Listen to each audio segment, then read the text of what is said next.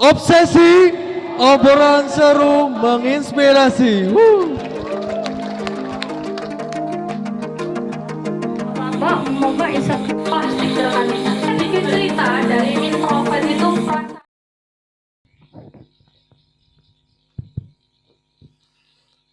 Selamat malam rekan-rekan kita. Pantun dulu boleh kali ya. Petir bukan sembarang petir. Petir menyambar rumah si ratu. Terima kasih yang sudah hadir. Assalamualaikum warahmatullahi wabarakatuh. Selamat datang rekan-rekan kita di acara Obsesi, yakni obrolan seru menginspirasi. Dengan tema Stop Being Insecurity, Show Up Your Personality. Oke rekan-rekan kita, perkenalkan nama saya Muhammad Wahyu Pramuja selaku moderator pada acara Obsesi malam hari ini. Tentu saya tidak sendirian, saya nanti akan ditemani oleh narasumber yang luar biasa. Ada yang tahu beliau ini siapa? Beliau adalah rekan kita Aisyah selaku Ketua Pimpinan Wilayah IPPNU Jawa Timur. Berikan tepuk tangan. Terima kasih Mbak Aisyah sudah hadir dan meluangkan waktu pada malam hari ini. Baik rekan-rekan kita, untuk tema obsesi pada malam hari ini yakni Stop Being Insecurity, Show Up Your Personality. Tema yang sangat menarik untuk dibahas dan cocok untuk seluruh rekan-rekan kita yang sedang ada rasa insecure. Tanpa berlama-lama lagi, langsung saja saya serahkan ke Mbak Aisyah selaku narasumber. Sebelum saya serahkan, saya bacakan terlebih dahulu CV dari beliau. Untuk nama lengkap yakni Aisyah Nur Afifah Maulidia, lahir pada tanggal 28 Juni 1999. Untuk pendidikan formal pernah mengenyam S1 PGSD 2017 sampai 2021 di Universitas Nahdlatul Ulama Surabaya. Dan sekarang sedang mengenyam pendidikan S2 pendidikan dasar 2012 sampai sekarang di Universitas Negeri Surabaya. Untuk pendidikan non formal pernah mengikuti Makesta Pimpinan Ranting IPBNU Desa Kedung Turi pada tahun 2017, latihan kader muda atau Lakmut PAC IPNU IPBNU Kecamatan Taman pada tahun 2018, dan latihan kader utama atau Lakut PC IPBNU Kabupaten Sidoarjo. Untuk prestasi, menerima pendanaan proposal program kreativitas mahasiswa atau PKM Kementerian Riset Teknologi dan Pendidikan Tinggi kategori pendidikan sosio dan humaniora pada tahun 2019. Finalis 15 besar lomba karya tulis nasional yang diadakan oleh Fakultas Ilmu Pendidikan Universitas Negeri Surabaya pada tahun 2019. Wisudawan terbaik program studi pendidikan guru sekolah dasar UNUSA dengan IPK 3,94 pada tahun 2021. Pengalaman organisasi Nahdlatul Ulama yakni Ketua Pimpinan Ranting IPPNU Desa Kedung Turi, Ketua Pimpinan Anak Cabang IPBNU Kecamatan Taman, Ketua Pimpinan Cabang IPBNU Sidoarjo, anggota Departemen Pengembangan Organisasi Pimpinan Wilayah IPBNU Jawa Timur, Departemen Pendidikan, Pelatihan, dan Pengembangan Sumber Daya Manusia, Pimpinan Pusat IPBNU. Untuk pengalaman organisasi eksternal yakni Ketua Himpunan Mahasiswa Prodi S1 Pendidikan Guru Sekolah Dasar UNUSA pada tahun 2018 dan sampai 2019, anggota Ikatan Mahasiswa Hima PGSD se-Indonesia, Sekretaris Jenderal BEM UNUSA, dan anggota Public Relation Komunitas Turun Tangan Surabaya. Untuk narasumber Mbak Aisyah, tempat dan waktu kami persilahkan.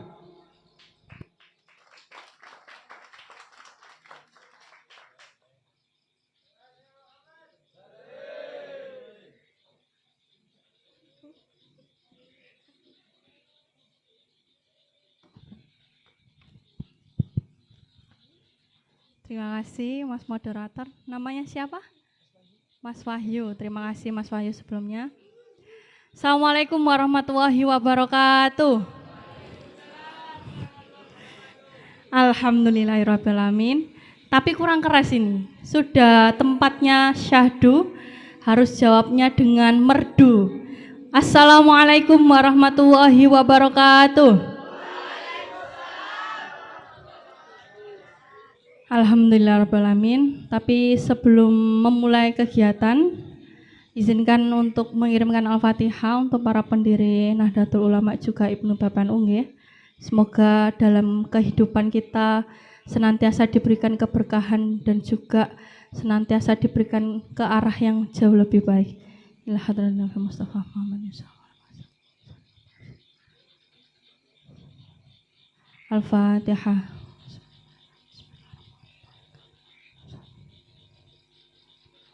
Amin amin ya rabbal alamin. Alhamdulillahirabbil alamin. Tadi sempat terganggu perjalanannya karena memang hujan yang sangat deras dan saya sempat khawatir karena tadi melihat maps diarahkan lewat Tulangan, lewat kantornya PAC Ibnu Bapan Tulangan, itu sudah sedikit curiga. Kok dilewatkan sini ya? Padahal Kerembung sepertinya tidak lewat sini. Akhirnya melihat match kembali, saya lewat pertigaan Tulangan itu, pasar. Akhirnya SMK Persatuan itu belok kiri ya. Kemudian diarahkan maps lagi harus muter-muter. Akhirnya saya pakai insting dan akhirnya sampai di sini. Alhamdulillah. Tadi Mbak Ayunda juga sudah bilang mau ketemuan di sini. Nggak usah Mbak, nanti malah selip-selipan dan akhirnya juga terjadi. Tapi saya juga mengapresiasi betul kepada Mbak Elva dan juga Mas Maulana karena sudah mengadakan kegiatan yang luar biasa pada malam hari ini. Mohon maaf ya rekanita dan rekan juga, barangkali waktunya terlalu malam, tapi mungkin ini bisa dijadikan habit atau kebiasaan baru bagi teman-teman di setiap pimpinan anak cabang untuk lebih menghargai waktu lagi, karena dengan menghargai waktu kita jadi bisa menata habit kita juga seperti itu. Melihat materi pada malam hari ini tentang insecurity dan juga personality, sebetulnya poinnya memang ada di dua. Kalau di judulnya itu Stop Being Insecurity, Show Up Your Personality, pada dasarnya saya mengambil ketika dikasih tahu Mbak mau ngisi materi ini ya, menarik sekali karena sampai detik ini pun saya rasa juga saya pun juga pasti punya insecurity dan itu juga tidak dipungkiri seperti itu rekan kita. Sehingga ketika disodorkan materi ini yang mau saya garis bawahi betul adalah dua, yaitu insecurity dan juga personality. Sebetulnya mudah sekali untuk menemukan bagaimana kita bisa show up your personality kalau semisalnya kita juga sudah tidak insecurity. Jadi sepertinya bulat ya, tapi nanti juga akan ketemu nanti.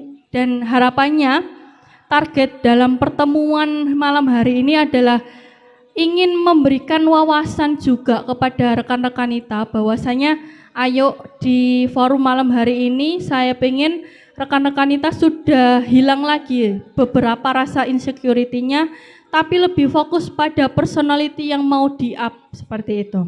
Itu tujuan pada forum malam hari ini. Supaya tidak terkesan ceramah ya rekanita ya dan juga rekan, mending kita buat forumnya dua arah aja, barangkali nanti langsung ada pertanyaan di sela-sela, silahkan, enggak apa-apa. Oke? Sepakat? Tapi ini juga disclaimer rekanita dan rekan bahwasanya saya berbicara ini bukan sebagai orang yang ahli di bidangnya, bukan, tapi saya pun juga masih belajar. Hanya kebetulan saja saya lahir lebih dulu dari kalian. Coba kalau saya ini lahirnya tahun 2000-2001 mungkin duduk bersama dengan kalian kali ini. Tapi berhubung saya lahirnya 1999 dan menikmati proses beribnu PPNU lebih dulu sehingga saya yang duduk di depannya jenengan. Gitu. Jadi sebetulnya enggak usah merasa malu karena kita ini hanya terbatas umur saja. Bayangkan saja kalau misalnya kita lahirnya 1969, mungkin kita udah jadi pejabat seperti Bu Risma, seperti yang lainnya. Hanya saja kan kita ditakdirkan untuk lahir pada tahunnya jenengan dan tahunnya saya, sehingga kesempatannya sebenarnya sama. Seperti itu.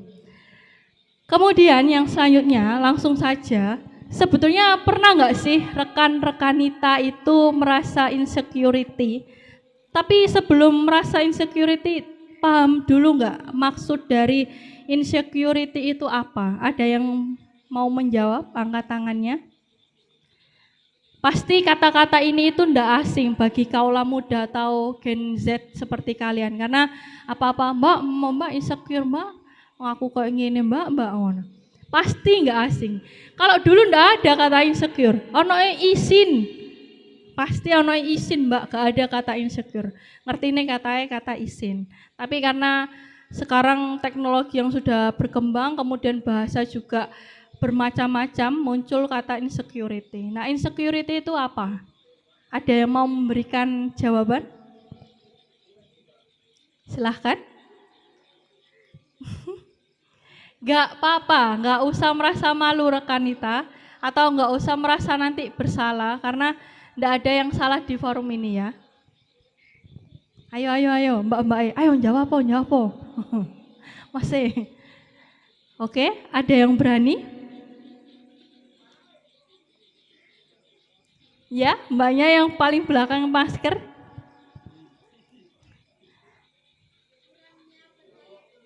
Namanya siapa?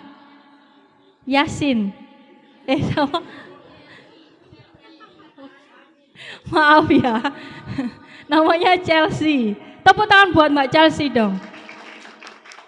Kata Mbak Chelsea kurangnya percaya diri. Ada lagi? Ada lagi? Tadi terdengar gengsi. Gengsi itu apa? Bahasa gaul gengsi. Gengsi sama dengan malu.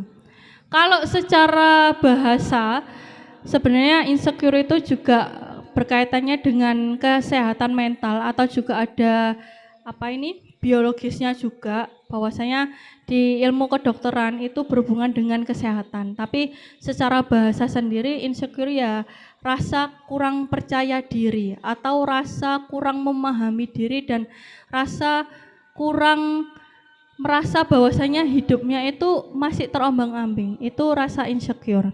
Tapi yang paling besar dipahami yaitu rasa kurang percaya diri. Nah, rasa kurang percaya diri ini terhadap apa? Banyak sekali. Nah, salah satunya, nomor 1, merasa rendah diri. Ada yang merasa rendah diri? Gimana memahami merasa rendah diri itu gimana? Ada yang paham nggak? Ada yang bisa memberikan contoh? Rendah diri itu apakah dirinya paling di bawah dan diinjak-injak gitu? Atau yang seperti apa?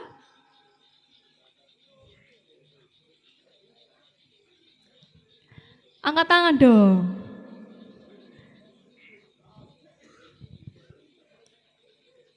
Yang IPP?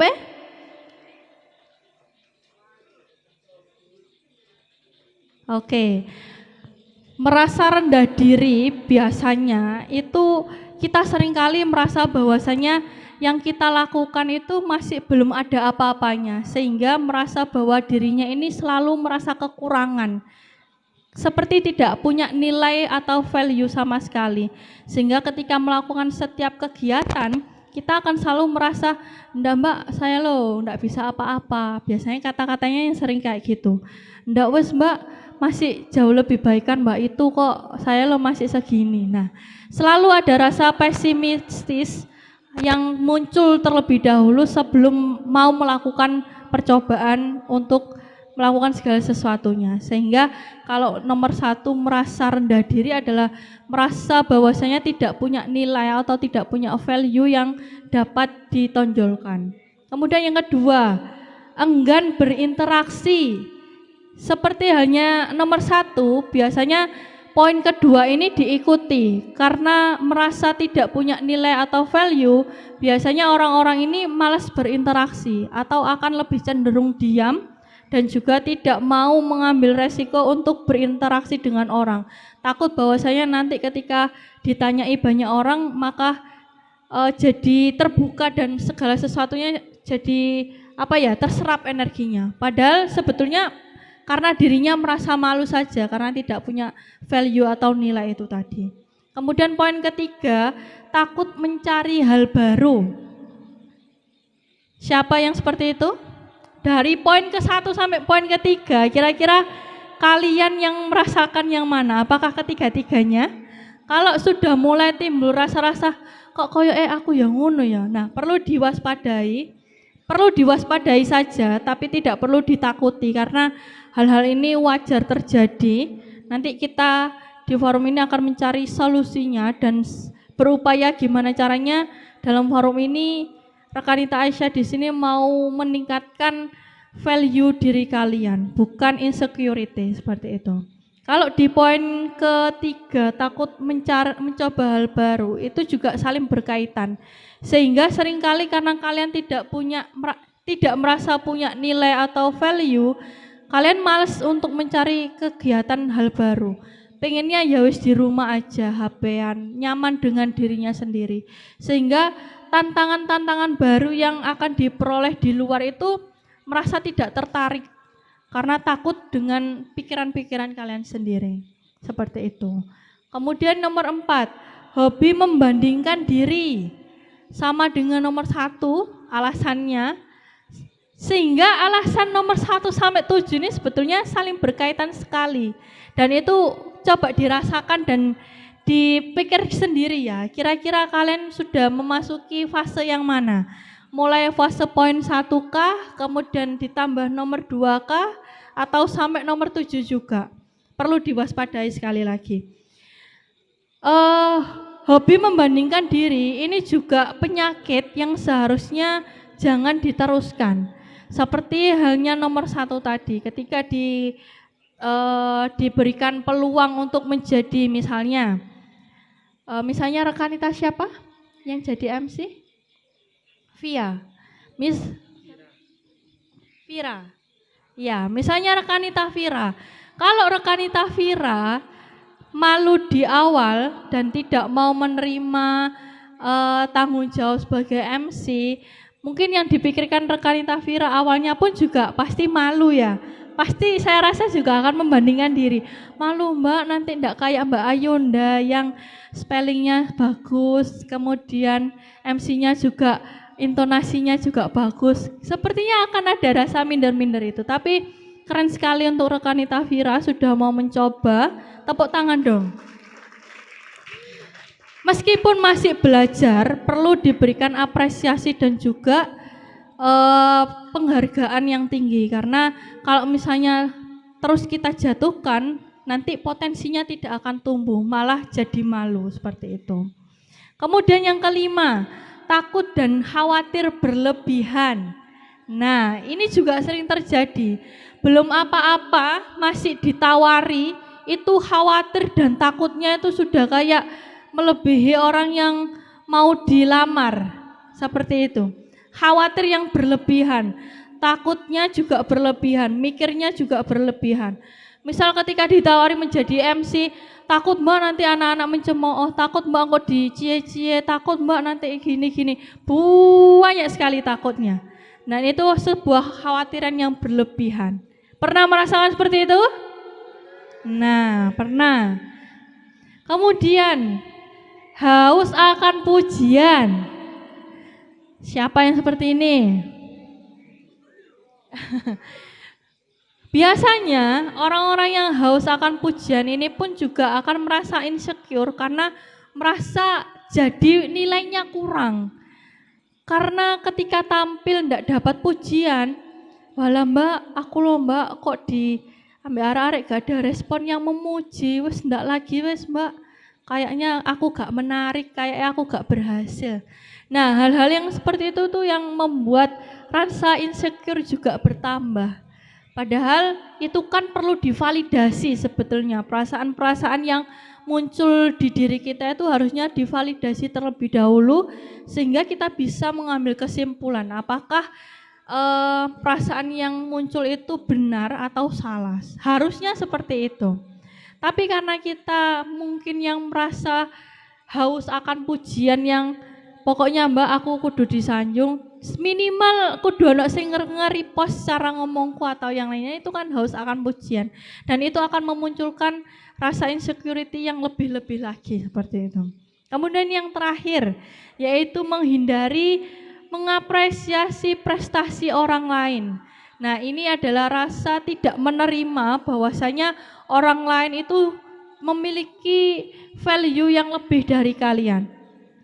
Bukan berarti kita ini tidak menghargai value kita sendiri, tapi ada masanya juga bahwasanya kita juga harus mengapresiasi prestasi orang seperti itu.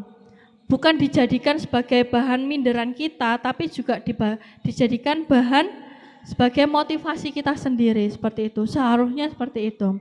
Karena kita merasa bahwasanya orang itu lebih dari kita, sehingga kalian merasa wes mbak orang itu wes lebih pinter, aku wes pasti kalah, aku mah opo ngono biasa kan, aku mah opo. Dari 1 sampai 7 ini, kalau kalian merasakan salah satu atau beberapa atau bahkan semuanya, maka perlu diwaspadai karena hal ini juga akan menghambat dari perkembangan kalian sebagai manusia yang berinteraksi sosial sesama manusia. Kemudian, kalau dipikir-pikir, kenapa sih kita itu harus insecure? Padahal dalam Al-Quran sendiri, dalam agama kita sendiri itu sudah jelas di dalam Al-Quran, surat At-Tin ya kalau tidak salah, surat At-Tin ayat keempat, bisa dibaca bareng-bareng? Dibaca bareng-bareng yuk. 1, 2, 3.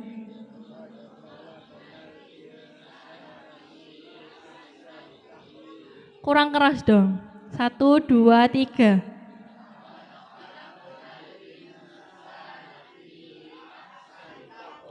Artinya,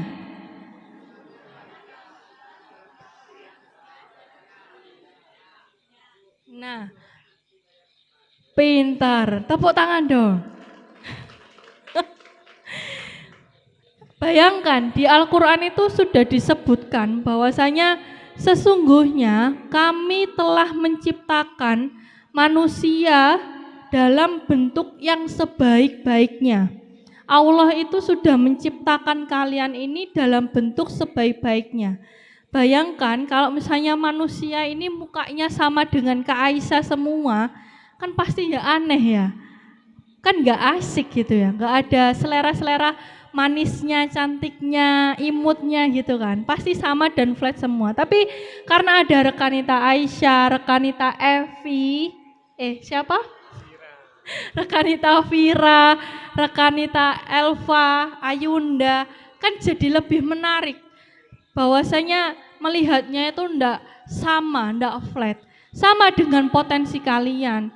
Jangan merasa bahwasanya kalian ini tidak punya value apa-apa. Kalian dilahirkan di dunia ini itu sudah diciptakan dengan sebaik-baiknya.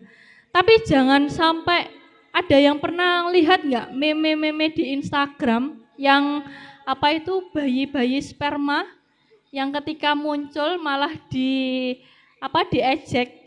Pernah melihat nggak meme-meme itu loh, yang bayi sperma ketika mau lahir ke dunia malah diejek bahwasanya lapo awakmu lahir, maksudnya gini ya, tak analogikan ya. Ini bagi saya lucu tapi juga nyentil. Jadi ada bayi sperma. Kan kalau di IPA itu kan dikisahkan kalau sperma itu kan saling berebut untuk bisa masuk ke indung telur kan. Siapa yang paling hebat yaitu yang bisa dibuahi. Nah, di meme ini ada beberapa sperma yang saling berebutan, tapi ada satu sperma yang malas-malesan. Malah ngilokno sperma-sperma yang lagi berebut itu, ngapain mau keluar ke dunia? Nggak tahu ya sulitnya di dunia seperti apa. Nggak tahu ya kalau nanti kamu akan menemukan insecure. Nggak tahu ya kalau nanti kalian akan dibanding-bandingkan. Jadi kayak lucu gitu loh. Itu meme menggambarkan bahwasanya ketika nanti dilahirkan di dunia itu ya jangan seperti itu. Kan lucu gitu ya. Itu sebuah tamparan. Tapi maksud dari ayat ini adalah kalau Allah saja sudah melahirkan dan kok Allah melahirkan ya, maaf. Kalau Allah saja sudah menciptakan kalian ini dengan sebaik-baiknya, maka sebuah tanggung jawab yang besar juga kan, bahwasanya kalian juga harus bisa menjadi manusia yang sebaik-baiknya dengan versi kalian sendiri. Biasanya rekan-rekan kita di umur-umur usia yang sudah menginjak SMP, SMA hingga kuliah itu mengalami emosi yang tidak stabil atau lagi dalam pencarian jati diri namanya. Aku sik ndolek jati diri mbak, sik labil, biasanya seperti itu. Tapi biasanya karena sistem pendidikan kita yang memang mengajarkan terkait dengan tidak biasa mengapresiasi apa yang menjadi potensi kita, sehingga kita ini saling berlomba-lomba untuk menjadi yang terbaik versi orang lain, tidak versi kita sendiri. Bayangkan ketika kita masuk di TK, kita ini sudah disuruh lomba mewarnai semuanya. Padahal tidak semua anak TK suka mewarnai. Dulu saya ketika TK disuruh ikut lomba mewarnai, nangis saya. Karena saya merasa tertekan, yang lainnya mewarnainya bagus, ada gradasinya, kemudian selesainya cepat. Kok hanya saya saja yang tidak cepat-cepat selesai mengerjakan ini? Serius saya nangis. Setelah itu saya nggak mau ikut lomba mewarnai lagi rekanita. Itu yang pertama. Kemudian bayangkan ketika selesai TK, kemudian kita masuk di SD. 6 tahun, selama 6 tahun ini kita tidak dibekali bahwasanya potensi yang kita miliki ini harus di-up sedini mungkin. Sehingga ketika di SD kita hanya mempelajari mata pelajaran ya yang diajarkan oleh guru. Tapi kita tidak pernah dimunculkan potensi-potensi itu. Biasanya kalau zaman dulu yang paling dikenal pinter itu kan yang pinter matematika, bahasa Inggris. Pokoknya yang terkait dengan pengetahuan eksak dan juga bahasa itu yang dicap pinter. Tapi anak-anak yang punya jiwa sosial, kemudian punya jiwa seni yang bagus, itu seringkali dipandang sebelah mata. Tidak pernah dianggap bahwasanya mereka punya potensi yang bagus. Itu di SD. Kemudian naik lagi di SMP. 3 tahun kita juga dicecar pelajaran yang hanya itu-itu saja, tanpa memperhatikan potensi yang kita miliki. Kemudian masuk di SMA lagi. Di SMA ketemu dengan banyak teman-teman yang mungkin latar belakangnya beda, kemudian yang lainnya pun juga beda. Sehingga kenapa dalam studi kasus pun banyak teman-teman SMA itu yang masih kebingungan untuk melanjutkan mau studi kuliah di mana. Bahkan saya percaya di angkatan saya pun banyak teman-teman saya itu kuliah yang asal masuk negeri dulu, tanpa memperhatikan passion dan jurusan apa yang mau diambil. Nah, hal-hal itu kan merupakan kalau menurut saya ya kesalahan dari awal, karena kita tidak tahu personality kita seperti apa, potensi kita seperti apa. Sehingga kita selalu berada di ambang kebingungan, ambang ketidakpastian diri sendiri. Yaitu yang dinamakan insecurity dan menemukan jati diri itu tadi. Sehingga korelasinya adalah ketika Allah sudah menurunkan ayat ini, maka yang harus ditekankan adalah kepada rekan-rekan kita, sekarang fokus aja kepada potensi yang kalian miliki ini apa. Apakah di bidang seni, apakah di bidang dakwah, apakah di bidang seperti matematika, IPA, dan sebagainya. Fokus saja pada itu. Tidak perlu harus dituntut untuk bisa semuanya. kita ini manusia yang sebetulnya tidak terbatas ya. Kalau dalam kajiannya itu otak kita itu seperti plastik yang ketika ini ada, tapi saya lupa dari sumber yang mana, tapi dulu waktu kuliah pernah dijelaskan seperti ini. Kalau otak kita itu tidak terbatas. Makanya kalau manusia itu bisa memaksimalkan kapasitas otaknya, mungkin sudah mengalahi Tuhan. Tapi ya balik lagi ya, Tuhan punya kuasa. Sehingga tidak bisa seperti itu. Tapi sejatinya otak itu seperti plastik rekanita, yang bisa dimelarkan sampai kapanpun. Bukan plastik, tapi karet. Karet itu kan kalau ditarik pun juga bisa, dilebarkan juga bisa ya. Nah otak kita itu seperti itu. Karet juga sama, kalau nggak dipakai sama sekali juga akan menyusut. Nah otak kita itu juga seperti itu. Semakin kita tidak menggunakan otak kita, semakin menyusut pula daya pikir dan daya tangkap kita. Sehingga balik lagi korelasinya dari turunnya ayat ini, ayo sama-sama menekankan atau melihat potensi apa yang sebenarnya kita miliki. Seperti itu. Ini ada sebuah quotes namanya. Quotes. Boleh dibaca bareng-bareng? 1, 2, 3.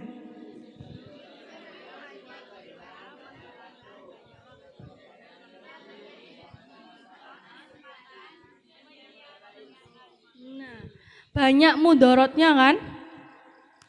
Sudah membuat kita kehilangan banyak waktu dengan overthinking yang setiap malam, setiap pagi di kamar mandi, setiap merendung, kita menghabiskan waktu-waktu itu yang tanpa sadar kita buang sia-sia. Kemudian selain kehilangan waktu, kita juga menyita banyak energi. Malam-malam kalian ngelamun, merasa insecure, mikir ya apa ya ini, membuang-buang waktu, menyita energi. Siapa yang di sini mengikuti Bintang Emon? Ya, sepertinya yang cowok itu ya. Yang perempuan enggak ngikuti Bintang Emon? Ngikuti. Ada yang tahu Bintang Emon kan ya? Angkat tangan dong yang tahu. Nah, yang mengikuti Bintang Emon pasti pernah melihat ya, tautan yang dibagikan Bintang Emon terkait dengan remaja-remaja yang suka merasa insecure dan juga lagi overthinking, itu sebuah tamparan yang keras juga buat kita. Selain membuang banyak energi, juga membuang kesempatan. Seharusnya ketika di waktu yang luang kita bisa memunculkan potensi kita dengan melakukan misalnya belajar editing atau yang lainnya, mengembangkan kapasitas potensi kalian. Jadinya terbuang sia-sia karena hanya overthinking dan juga berpikir yang tidak bermanfaat. Seperti itu.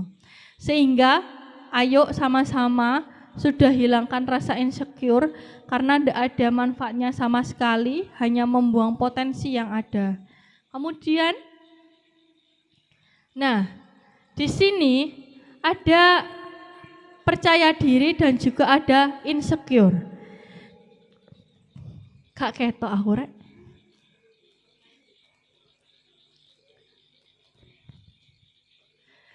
Saya sebenarnya capek duduk rekanita.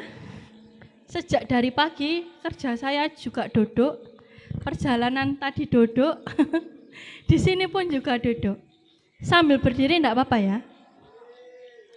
Alhamdulillah. Jadi di sini ada dua.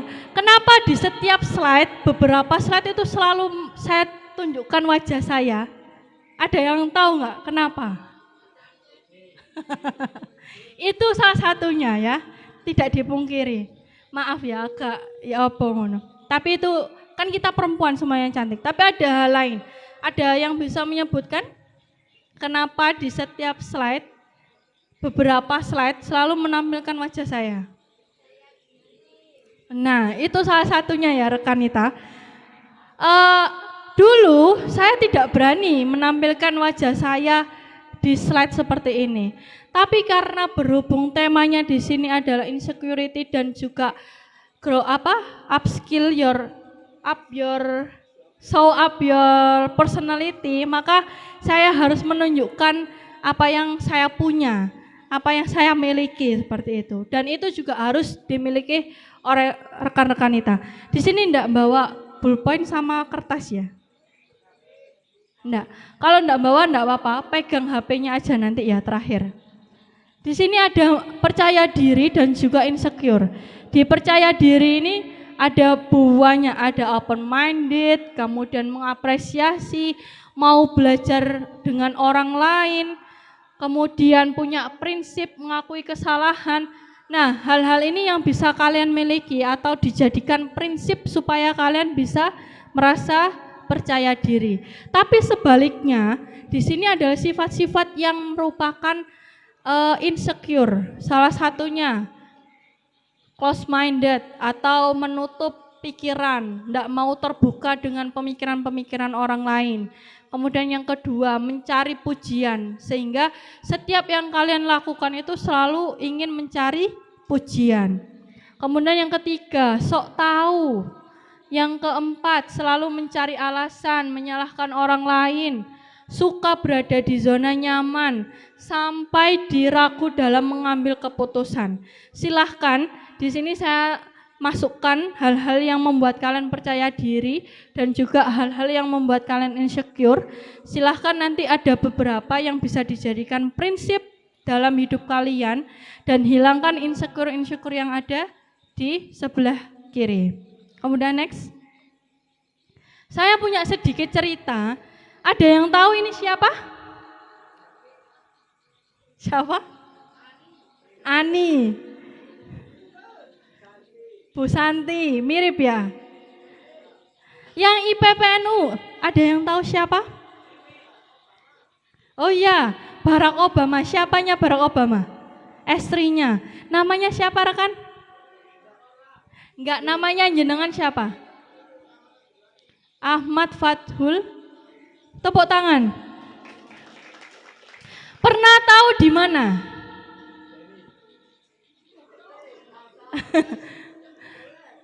Oh, Biko.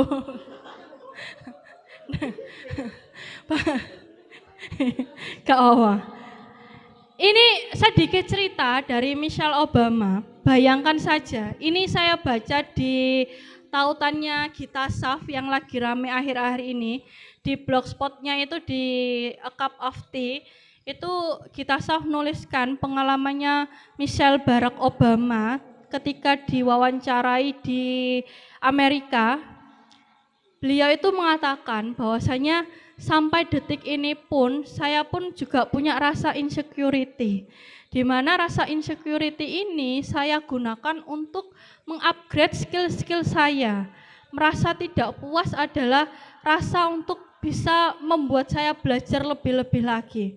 Bayangkan sekelas Michelle Obama, istrinya mantan presiden Amerika pun masih merasa insecure dan juga mau mengupgrade skillnya lagi.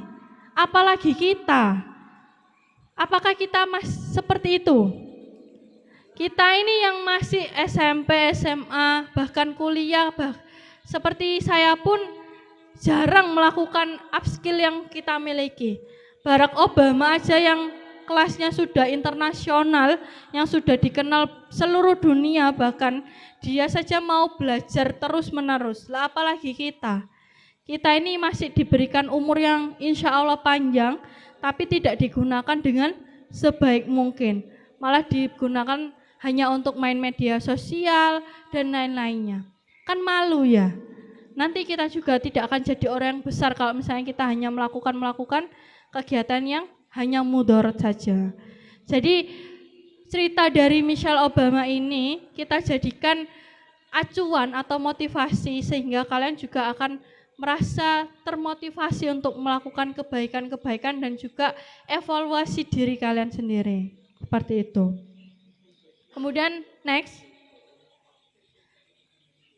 Sehingga jadikan motivasi diri sebagai bahan bakarmu, kemudian percaya diri sebagai gas penggerakmu, dan yang terakhir tahu diri sebagai rem kendalimu. Coba diungkap, Ucapkan bareng-bareng ya. 1, 2, 3.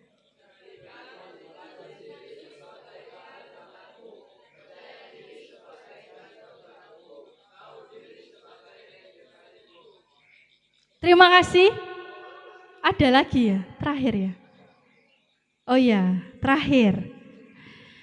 Sehingga korelasinya yang harus dipahami adalah yang ketika kita sudah merasa insecurity, balik lagi bahwasanya kita itu punya personality yang harus kita bangun, yang harus kita kembangkan lagi supaya itu yang menjadi nilai atau value kalian dalam hidup ini. Kalau kalian hanya melihat insecurity kalian, maka dalam melakukan apapun ya nggak akan berjalan sesuai dengan gimana mestinya. Karena yang ada dalam diri kalian hanyalah rasa takut dan rasa kecemasan. Sehingga ketika mau melakukan kegiatan itu nggak ada actionnya sama sekali. Hanya rasa takut yang menahan kalian untuk melakukan sesuatu. Sehingga kalian juga harus show up your personality, yaitu dengan mengenali diri sendiri, di mana kalian harus tahu saya itu orangnya yang seperti apa. Nah ini makanya dalam Islam itu ada yang namanya muhasabah diri. Itu sebetulnya orang-orang mengatakan evaluasi diri itu ya dari muhasabah diri ini. Kalau kalian mengenal kata-kata muhasabah diri, sebetulnya Allah itu sudah memberikan waktu dalam 1 hari itu 5 kali loh untuk kalian itu muhasabah diri, mengevaluasi diri kalian sendiri. Apakah kali ini kalian itu menjalankan aktivitas dengan sebagai mestinya, kemudian bagaimana kalian menjalankan hidup sebagai manusia, dan banyak sekali. Maka yang harus kalian lakukan ya mengevaluasi diri sendiri. Kemudian yang kedua, temukan minat. Nah, ini beberapa cara supaya kalian bisa show up your personality ya. Ketika kalian sudah menemukan diri kalian sendiri, kalian harus menemukan minat kalian itu sebetulnya di mana. Turunannya minat itu sebetulnya panjang rekanita dan rekan. Kalau dalam dunia pendidikan itu ada yang namanya multiple intelligence, yaitu kecerdasan majemuk, di mana menurutnya Howard Gardner, jadi yang punya teori itu Howard Gardner namanya. Dia mengatakan bahwasanya kecerdasan itu bukan lagi kecerdasan yang hanya bersifat orang-orang yang cerdas matematika dan bahasa saja, tapi kecerdasan majemuk atau multiple intelligence, yaitu ada kecerdasan sosial, kecerdasan arah, kecerdasan musik, kecerdasan personality atau bersosialisasi itu dinamakan kecerdasan. Jadi jangan heran kenapa pekerjaan-pekerjaan seperti MC, kemudian moderator itu bisa sesukses itu karena mereka punya kecerdasan personalitinya atau kecerdasan sosialisasinya yang bagus. Sehingga kalian jangan minder, kalau mbak aku loh nilai matematika aku jelek, kok ya aku enjen gak pinter, jangan ngejudge seperti itu. Tapi kalian harus mengenali diri kalian sendiri, kenali potensi kalian. Kiranya kalian ini minatnya dan lebih suka berada di mana. Coba nanti cari sendiri ya, kecerdasan majemuk itu apa aja. Nanti dibaca-baca, kira-kira kalian itu masuknya di mana. Nanti kalau sudah ketemu, nanti bisa disesuaikan. Kemudian yang ketiga, hentikan kebiasaan buruk. Nah, kebiasaan buruk ini, siapa yang pernah baca bukunya Atomic Habits? Judulnya Atomic Habits.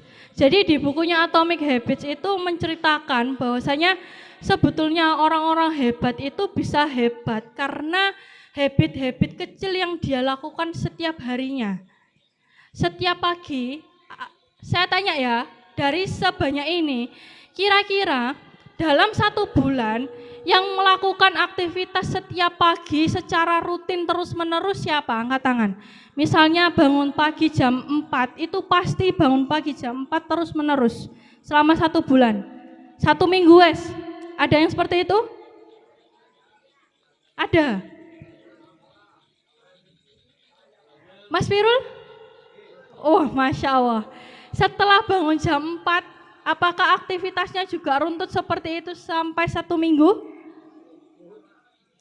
Nah, di Atomic Habits itu menjelaskan bahwasanya kebiasaan-kebiasaan kecil itulah yang membuat kita bisa mencapai hal-hal besar. Karena kalau dari hal kecil atau tanggung jawab kecil saja tidak diselesaikan di awal, jangan berharap hal besar akan terselesai di kemudian hari. Contohnya, ketika kalian sudah dikasih amanah sama orang tua untuk membantu masak sebelum berangkat sekolah, kalau itu pun saja tidak kalian lakukan, atau sederhananya mas gini, siapa yang di sini bangun tidur langsung merapikan tempat tidurnya? Angkat tangan. Oh mantap, kameramen. Siapa yang di sini ketika makan langsung mencuci piringnya? Oh banyak ternyata. Yang Ibnu, tepuk tangan dong. Itu adalah salah satu contoh bahwasanya kita ini menyelesaikan satu tanggung jawab yang kita buat sendiri. Jadi hal-hal kecil itulah yang harus kita biasakan, jangan dilewatkan. Kalau misalnya dari hal-hal kecil saja kalian lewatkan, maka ya itu tadi, jangan berharap bahwa hal-hal besar yang kalian rencanakan juga akan tercapai. Karena hal kecil saja tidak kalian selesaikan, maka tidak akan berhasil pula hal-hal yang besar yang akan kalian capai itu. Kemudian yang keempat, terus belajar. Hidup adalah pembelajar, sebagai pembelajar, tidak ada matinya.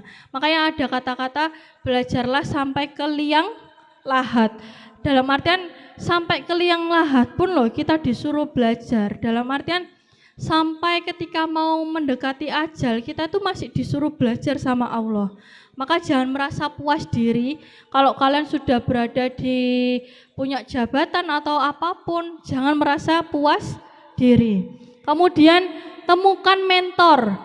Temukan mentor ini juga penting. Biasanya kita juga butuh beberapa guru atau yang disebut juga mentor sebagai orang yang kita percaya untuk bisa meningkatkan upskill kita. Misalnya rekanita percaya kepada Mbak Yunda atau Mbak Elva, ya enggak apa-apa, sering aja tanya, Mbak, saya mau ikut lomba puisi, boleh enggak Mbak, review puisi saya dulu. Nah itu enggak apa-apa. Untuk apa? Untuk melihat dan mengevaluasi apa yang sudah kita buat. Kemudian pelajari hal-hal baru. Dan yang terakhir adalah yang pasti tidak boleh takut gagal. Semakin kita berhenti untuk mencoba, maka kita tidak akan pernah bisa menemukan dan tidak bisa merasakan apa yang sudah kita rencanakan. Sehingga habiskan jatah gagalmu, maka kesuksesan akan menyertaimu. Itu saja yang dapat saya sampaikan. Wassalamualaikum warahmatullahi wabarakatuh.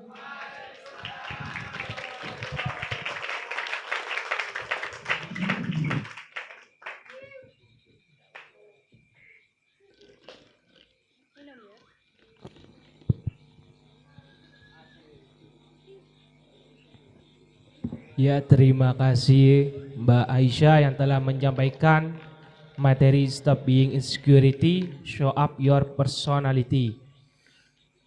Untuk itu, saya sebagai moderator akan membuka beberapa pertanyaan. Tapi sebelum bertanya, harus menyebutkan nama lengkap dan asal ranting atau komisariat. Monggo disiapkan pertanyaannya rekan-rekan kita. Disiapkan dulu nggih, karena akan saya awali dulu diskusi pada malam hari ini dengan pertanyaan, bagaimana sih Mbak cara mengatasi overconfident yang membuat kita malah terlihat seperti pencitraan? Terima kasih.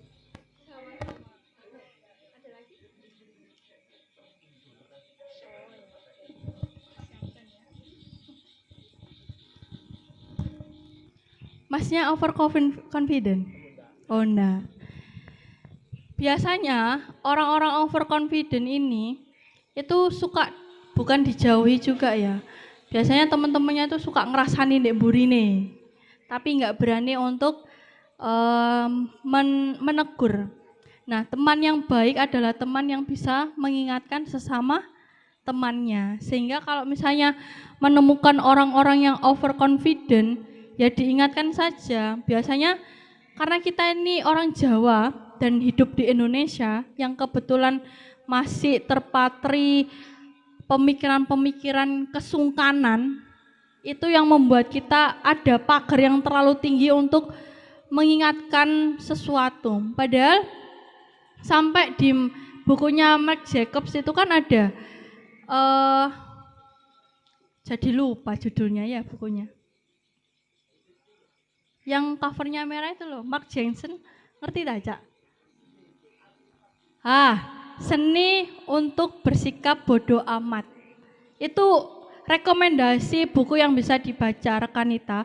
Bukan berarti kita jadi, ketika baca buku itu ya, bukan berarti kita jadi egois, bukan. Tapi kita jadi bisa diberikan insight atau pemikiran-pemikiran baru yang dari Mark Jacobs, bahwasanya perlu juga kita itu bersikap bodoh amat dan juga tidak punya rasa sungkan yang terlalu tinggi, terlalu nunduk-nunduk. Kita tuh harus punya batasan juga, bahwasanya di mana harus kita makanya itu kita harus bersyukur ya, hidup diberikan dengan agama Islam yang kita mempelajari kitab Ta'lim Muta'lim tentang adab, bahwasanya di Islam itu sudah diberitahu adab yang seperti apa yang kita harus sungkan dan adab yang seperti apa yang kita harus bisa kenceng ke sesama orang. Nah, kalau misalnya gimana sih Mbak cara mengatasi orang yang overconfident seperti itu? Biasanya kita juga harus itu tadi, muhasabah ya Mas ya, evaluasi diri. Biasanya kan orang-orang seperti itu akan dijauhi atau kayak di sini sih. Iya kan? Pasti kan ngerasa ya. Karena orang-orang overconfident ini nggak merasa yang seperti itu, ya tugasnya kita ini sesama temannya mengingatkan satu sama lain. Kalau misalnya diingatkan nggak bisa, yo diberikan percontohan atau tanggung jawab yang besar saja, supaya ketika nanti dia mengalami tanggung jawab, pasti kan akan ada melibatkan banyak orang. Dan itu dijadikan bahan evaluasi untuk dia. Nah, bagi pelakunya sendiri, karena tahu bahwasanya overconfident itu juga tidak baik, ya harus dibatasi dengan cara-cara yang dijadikan evaluasi dirinya sendiri itu tadi. Sehingga perlu ada kaitannya antara pelaku dan juga teman yang menjadi partnernya nanti. Itu sih Mas. Ya, terima kasih. Monggo kepada rekan-rekan kita yang mau bertanya, langsung saja mengacungkan tangan.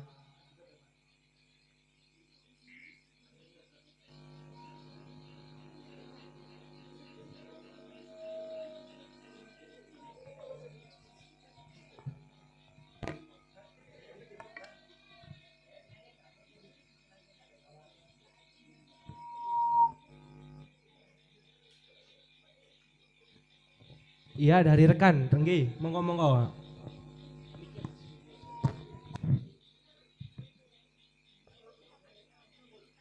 Sebutkan nama dan asal ranting maupun PK.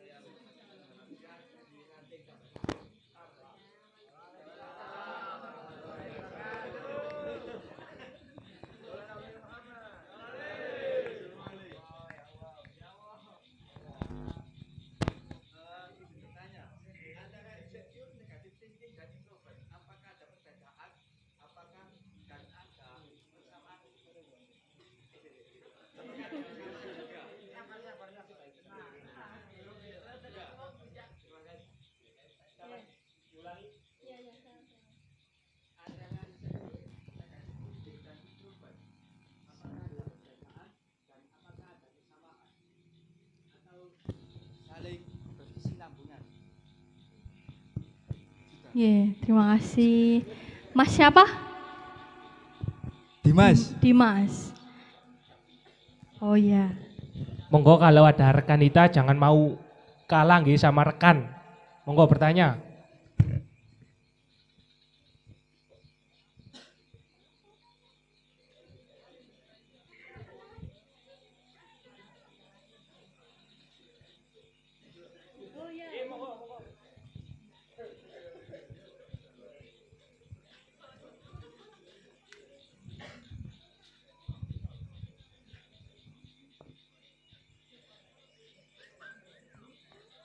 Assalamualaikum warahmatullahi wabarakatuh. Perkenalkan, nama saya Uli Najwa dari PKSMK Islam Kerembung.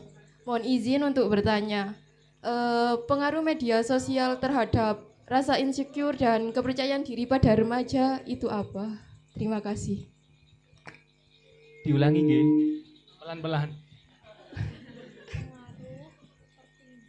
Pengaruh media sosial terhadap rasa insecure dan kepercayaan diri pada remaja. Nggih, terima kasih. Satu lagi boleh dari rekan.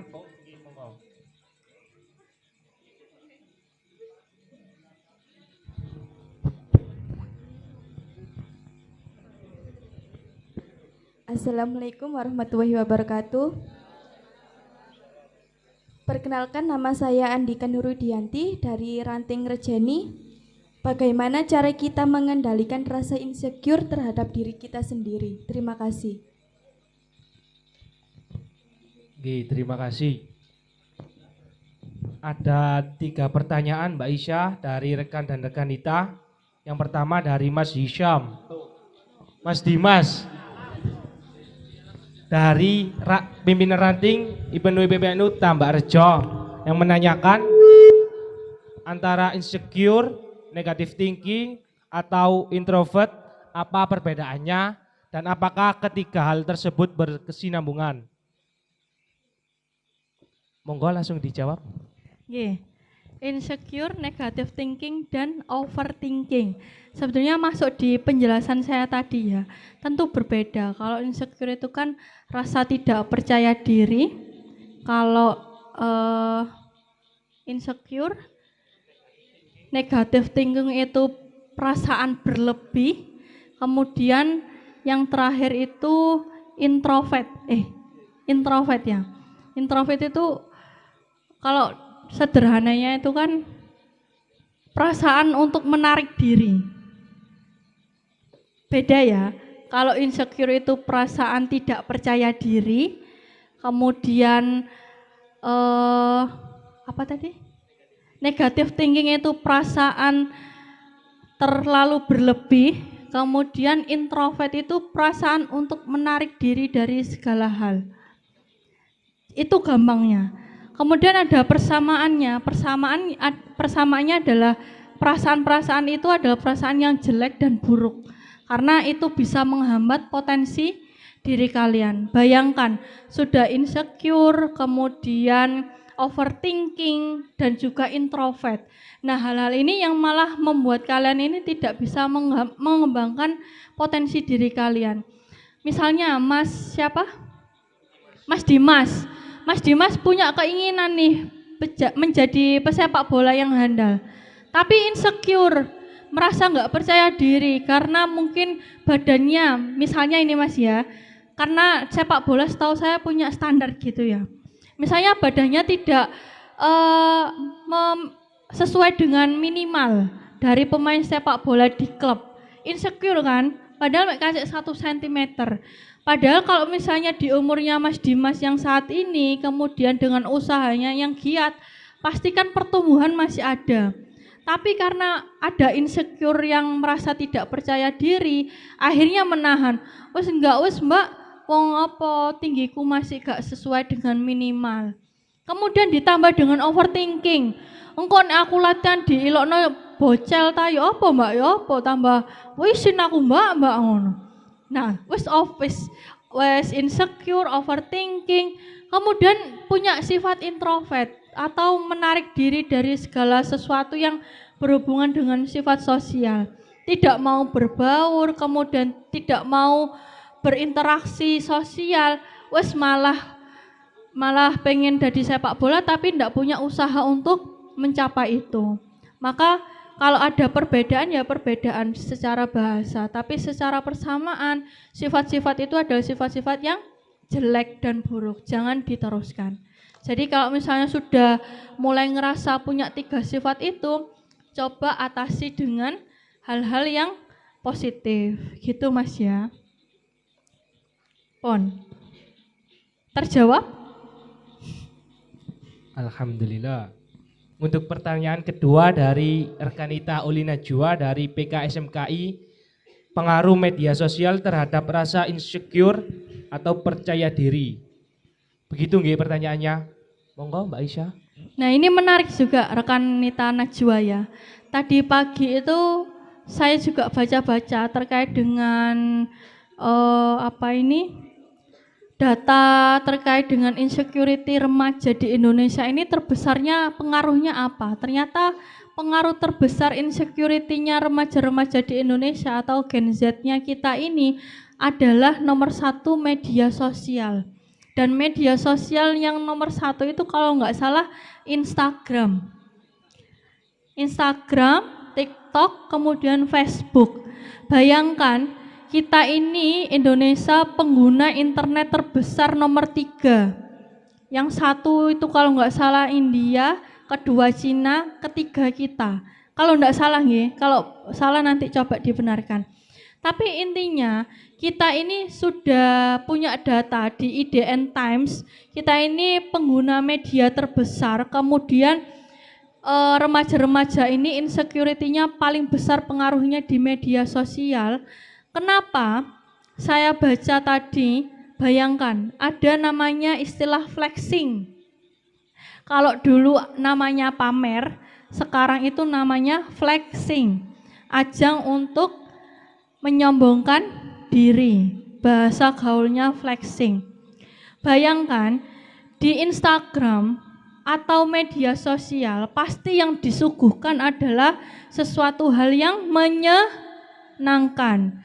Gak mungkin kan kegagalan itu kalian tunjukkan, gak mungkin kan kesedihan itu kalian tunjukkan. Atau ya mungkin ada aja beberapa konten misalnya di TikTok habis diputusin, bikin kata-kata lagu yang FYP akhirnya naik. Itu kan sebetulnya mereka juga punya tujuan yaitu cari engagement atau cari exposure. Nah, karena suguhan media yang selalu disuguhkan tentang hal-hal yang baik-baik saja, sesuatu hal yang enak-enaknya saja, menyebabkan kalian ini semakin tidak percaya diri dengan potensi kalian.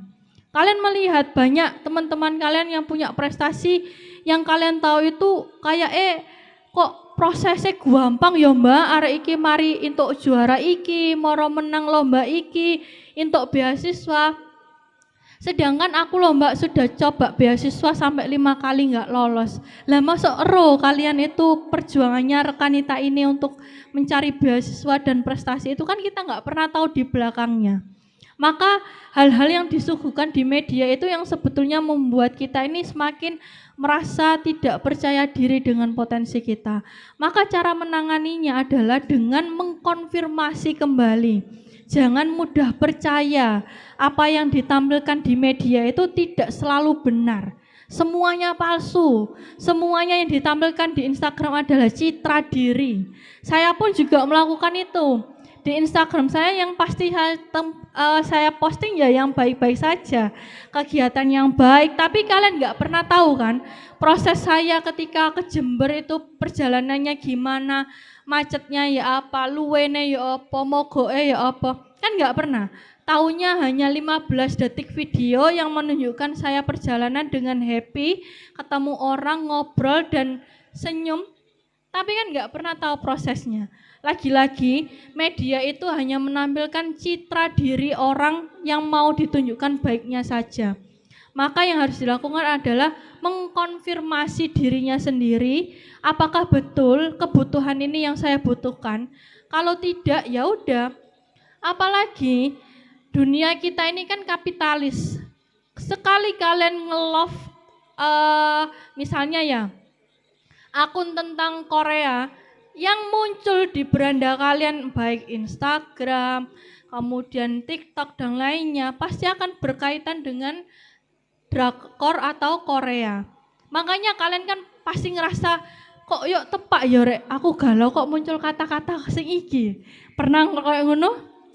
Karena apa?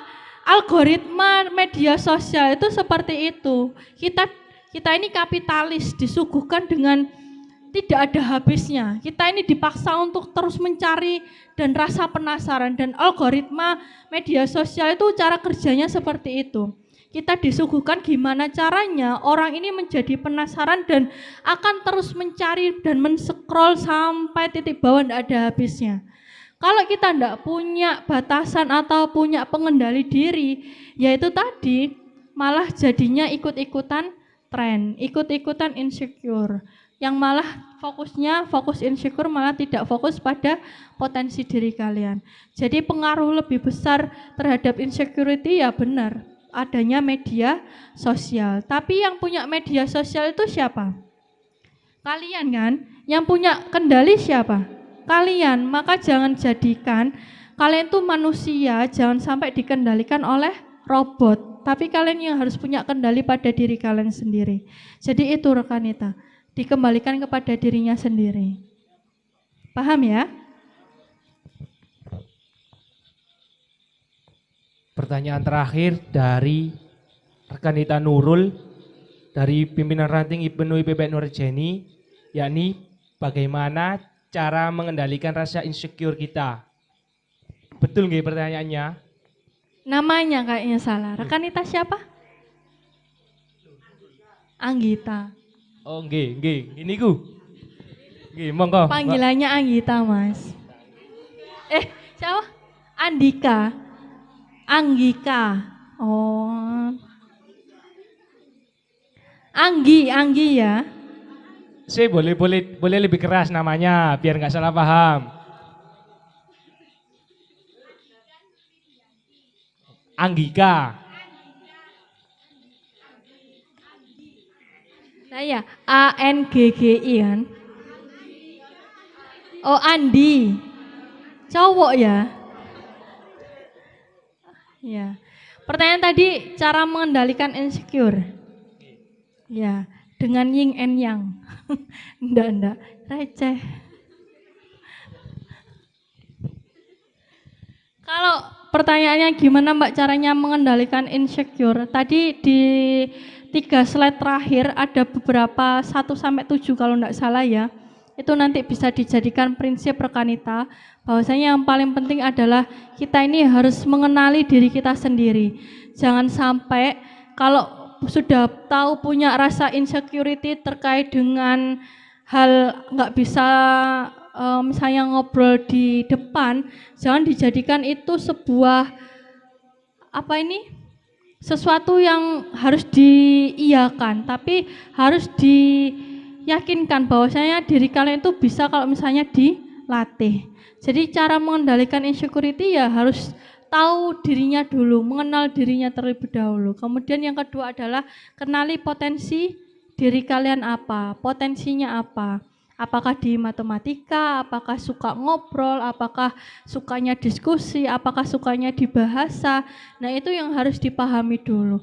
Dan paham bahwasanya setiap manusia ini diciptakan dengan berbagai karakteristik dan juga potensi yang berbeda-beda. Kalau kalian sudah paham itu, saya yakin kalian juga tidak akan merasa insecure lagi. Tinggal ditambah hasanah ilmu supaya apa yang kita sampaikan, apa yang kita lakukan ini bisa sesuai dengan apa yang kita rasakan gitu. Itu yang harus dilakukan. Oke, terima kasih atas jawabannya. Apa ada pertanyaan lagi rekan-rekan kita? Apa sudah dapat dicukupkan?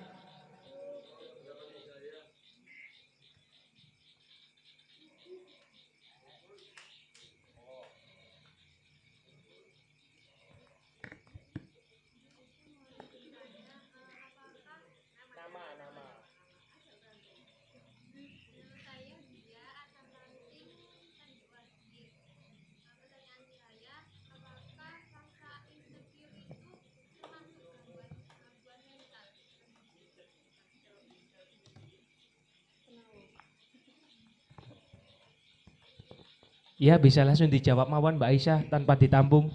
Nggih. Apakah termasuk gangguan mental?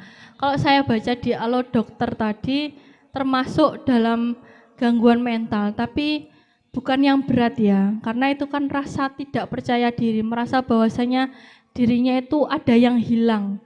Nah, itu juga termasuk. Tapi yang perlu dipahami adalah Sebetulnya insecurity itu kan rasa yang kita ciptakan sendiri sebenarnya rekan Nita, karena itu tadi berdasarkan dari perasaan-perasaan yang tidak kita konfirmasi sebelumnya. Kalau kita sudah merasa bahwa kita itu kok tidak diapresiasi, harusnya kita itu kan mengkonfirmasi terlebih dahulu. Kenapa kok kita tidak diapresiasi? Tapi karena tidak kita konfirmasi sehingga mundelnya adalah menjadi rasa insecurity kita. Kalau itu dibiarkan terus-menerus, itu juga akan menjadi kesehatan mental yang lebih bahaya lagi. Misalnya contohnya kan ada yang punya, kalau orang-orang sekarang bilang itu kan punya kepribadian ganda atau yang lainnya. Itu kan sering ya jadi fenomena yang sekarang. Padahal sebetulnya itu juga diawali dari rasa insecurity kita yang tidak kita konfirmasi sebelumnya gitu. Jadi jangan diteruskan rasa insecure itu karena ranahnya jadinya ke kesehatan mental dan itu juga bahaya. Pengobatannya jadi ke psikiater, ke psikolog dan lain-lainnya gitu.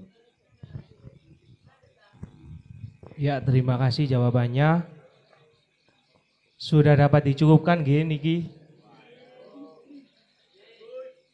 Ya, sebelum saya tutup ada beberapa catatan yang menurut saya penting dari diskusi kita pada malam hari ini. Yang pertama yakni tentang bagaimana cara mengatasi overconfident yang membuat kita malah terlihat pencitraan. Jika ada teman kita atau sahabat kita yang overconfident, seharusnya kita mengingatkan dan kita juga perlu bersikap bodoh amat. Kita harus tahu batasan sebagaimana kapasitas diri kita. Untuk yang kedua, yakni bagaimana apakah perbedaan dari insecure, negative thinking, dan introvert, dan apakah tiga hal tersebut berkesinambungan? Perbedaan dari tiga hal tersebut yakni secara bahasa, persamaannya yakni sama-sama sifat buruk yang harus kita hindari. Yang ketiga yakni bagaimana pengaruh media sosial terhadap rasa insecure atau percaya diri remaja. Pengaruh dari sosial media sangat berpengaruh, bahkan media sosial menjadi pengaruh insecure nomor 1 menurut IDN Times. Yang keempat yakni bagaimana cara menangani rasa insecure. Cara menangani rasa insecure harus bisa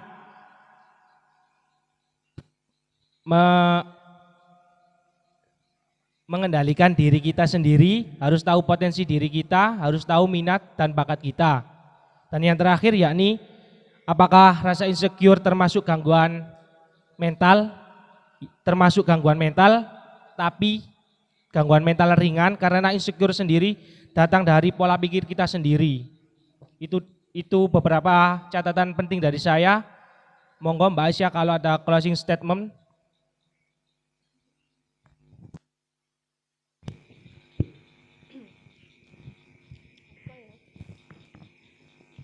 Mungkin yang terakhir, ini yang selalu saya katakan rekan-rekan Nita di setiap kali mengakhiri mengisi materi baik di Makesta, Lakmut dan yang lainnya.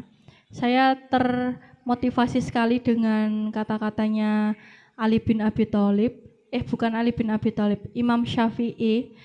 Imam Syafi'i itu bilang, saya tidak hafal bahasa Arabnya ya, tapi bahasa Indonesianya seperti ini. Jangan jadi air yang menggenang, tapi jadilah air yang mengalir. Dalam artian, kalian ini bergeraklah, jangan jadi air yang menggenang yang hanya diam saja di sana, yang akan merusak sekitarnya. Dalam artian, kalian ini jangan diam saja. Kalau kalian diam saja, kalian tuh jadi orang yang akan merusak sekitarnya juga. Tapi bergeraklah, lakukan sesuatu, sedikit tidak apa, sekecil apapun tapi bergeraklah. Dimanapun air itu mengalir, pasti akan mengarahnya ke samudra atau lautan yang lepas. Sehingga bayangkan saja prosesnya ketika kalian memasuki ke got atau ke kali yang kumuh, itu tidak apa-apa. Jadikan proses perjalanan kalian sebagai yang sedang diuji oleh Allah. Tapi pastikan kalian punya kendali bahwasanya air itu akan mengalir ke muara yang lebih luas atau samudra atau lautan yang lebih lepas. Dalam artian saya percaya kalau kalian tetap bergerak, tetap melakukan kegiatan baik di IPNU, IPPNU ataupun lainnya, kalian akan menemukan kebahagiaan yang nantinya ditemukan di samudra yang luas ataupun lautan yang lepas. Itu saja yang dapat saya sampaikan. Tetap semangat, jangan pernah insecure, tapi harus up personality kalian. Ubah rasa insecure menjadi rasa syukur. Terima kasih. Wassalamualaikum warahmatullahi wabarakatuh.